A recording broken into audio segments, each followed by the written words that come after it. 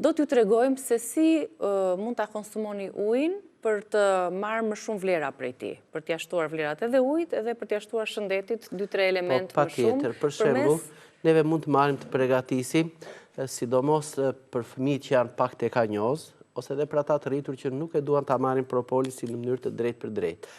Atëherë, për fëmijët marrim më pak se kaq, pra 70-80 ml ujë, marrim 1 lugë çaji me mjalt dhe në të shtojmë afërsisht për një fëmijë 10-12 vjeçar, afërsisht 10 pika propolis, që është afërsisht kaq.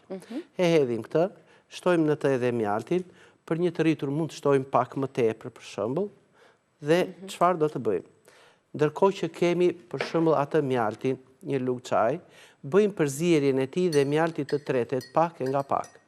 Atëherë, kjo merr pamjen e një eliksiri me pak mjalt, me pak propolis blete dhe me këto ekstraktet bimore. Atëherë, kjo pihet në mënyrë të ngadalshme, në mënyrë që bakteriet që ndodhen në hapësirën e gojës, fytit, faringut e kështu me radhë, të shkatërohen pak e nga pak dhe fëmia ose i rrituri të ndjej atë çlirimin e rrugëve të sipër me të frymarrjes.